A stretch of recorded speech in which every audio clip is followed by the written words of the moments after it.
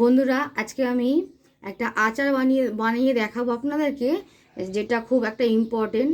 দেখুন, কাঁচা হলুদ একটা শরীরের পক্ষে খুব উপকারী একটা জিনিস, যেটা আমরা খুব কমই খাই। আর আমলকি, রসুন, এগুলো কিন্তু প্রত্যেকটা জিনিস আমাদের কাঁচা খেলে অনেক উপকারী লাগে, কিন্তু আমরা কখনো কখনো এই কাঁচা হলুদ খেতে পারি না বা আমলকিটাও খেতে পারি না।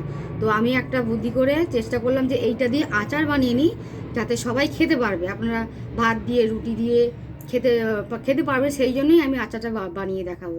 নাহলে দেখুন, সবসময় তো কাঁচা খাওয়া সম্ভব হয় না। তো আমি ভিডিওটা বানাচ্ছি, আপনারা দেখতে থাকুন। গ্যাসটা ধরালাম, আগে কড়াই বসিয়ে দিয়েছি। কড়াইটা আগে আমি তেল দিয়ে দেবো। তো আচার রান্না করতে গেলে কিন্তু সর্ষের তেলটা খুব দরকার। সর্ষের তেল না হলে আচার কিন্তু হয় না। তো আপনারা দেখুন, আমি আগে খানিকটা তেল আমি গরম করে নামিয়ে রাখবো, যেটা আমি লাস্টে দেবো। যে আমি তেলটাকে নামিয়ে নেবো, এই তেলটা আমি লাস্টে দেবো আচারে, ঠান্ডা হতে দিই ততক্ষণ। তো এবার আমি আবার তেল দিয়ে দেবো এর মধ্যে। তেলটা গরম হয়ে গেছে, এর মধ্যে আমি কি কি ফোড়ন দিচ্ছি সেটা দেখুন। কালো সর্ষে, 5 ফোড়ন আর শুকনো লঙ্কা, এইটা আচারের জন্য আমি এখন ফোড়ন দেব।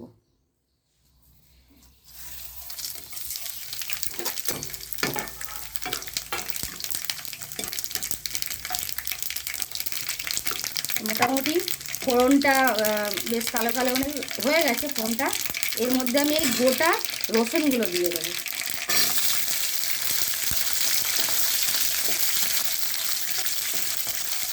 এখানে আমলকি, কাঁচা হলুদ, গোটা রসুন, এগুলো কিন্তু শরীরের জন্য খুব উপকারী জিনিস। এগুলো মাঝে মাঝে যদি আমরা খেতে পারি তো খুব উপকার দেবে, কিন্তু কখনো কখনো আমাদের খাওয়া হয়ে ওঠে না, সময় হয়ে ওঠে না। তার জন্যই এই আচারটা যদি আমরা বানিয়ে রাখি, তো আমরা মাঝে মাঝে ভাত রুটি খাওয়ার সময় আচারটা খেতে পারি। তার মধ্যে কী হবে, আমাদের হলুদ, আমলকি এগুলো আমাদের খাওয়া হবে, সেই জন্যই আমি এটা করলাম।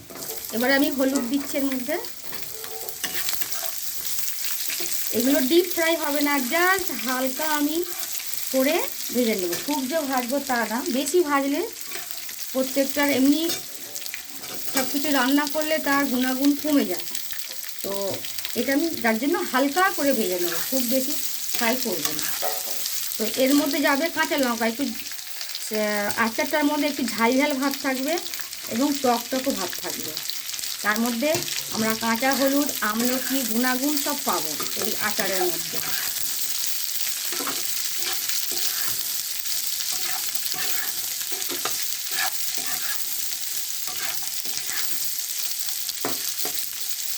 এর মধ্যে একটু হলুদ দেবো এবারে আমি।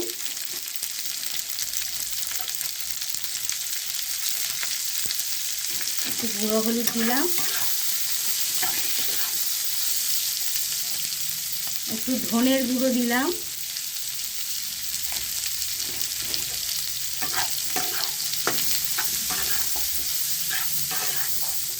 যেহেতু শুকনো লঙ্কা, গোটা লঙ্কা, কাঁচা লঙ্কা সব দিয়েছি, তো আমি আর গুঁড়ো লঙ্কাটা দিলাম না।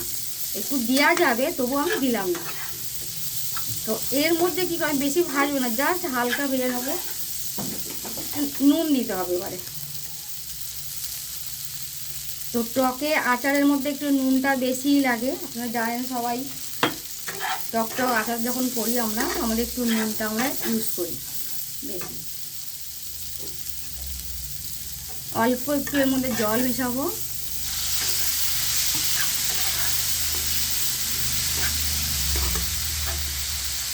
আচ্ছা, নিয়ে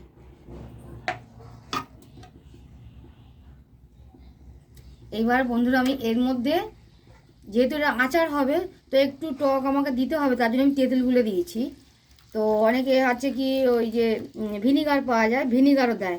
তো আমি চাইছি এটা ন্যাচারালভাবে বানাতে, ওই জন্য আমি ভিনিগারটা দিলাম না, আমি তেঁতুলগুলো দিলাম। বা লেবুর রসও দেওয়া যায়, তো আমি তেঁতুল দিয়ে দিলাম। আপনাদের যেটা পছন্দ হবে দেবেন, কিন্তু আচার অন্য কোনো টক দিয়ে করলেও হবে। তো এবারে এটা হয়ে গেছে। এটা আমি কি আর বেশি ভাজবো না, যেহেতু আচার তো পোড়া ভাবটা আসবে না। জাস্ট আমি কড়াইতে গরম করে নেওয়ার জন্য আমি এটা দিয়েছি। এবার আমি এটাকে মিক্সি করে নেব। হয়ে গেছে বন্ধুরা। এবার আমি এটাকে নিভিয়ে দেবো, দিয়ে আমি এটাকে মিক্সি করে নেব।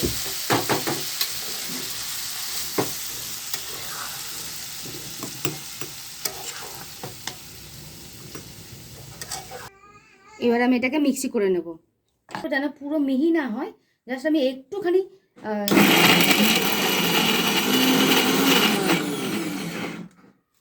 দেখুন বন্ধুরা, এইভাবে আচারটাকে আমি মিক্সি করেছি।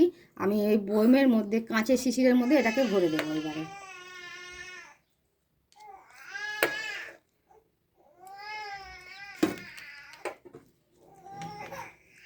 এবারে আমি এই কাঁচের শিশিরে আচারটা রাখার পরে যে তেলটা আমি গরম করেছিলাম, ওই তেলটাকে এবার আমি দিয়ে দেবো এর মধ্যে।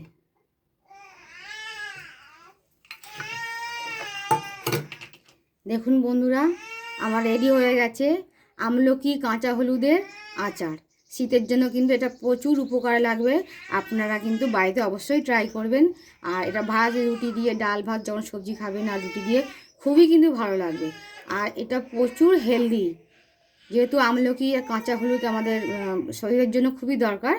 তার জন্য এই জিনিসটা কাঁচা যখন আমরা খেতে পাবো না, তখন আমরা এভাবে করে খেতে পারি। Thank you.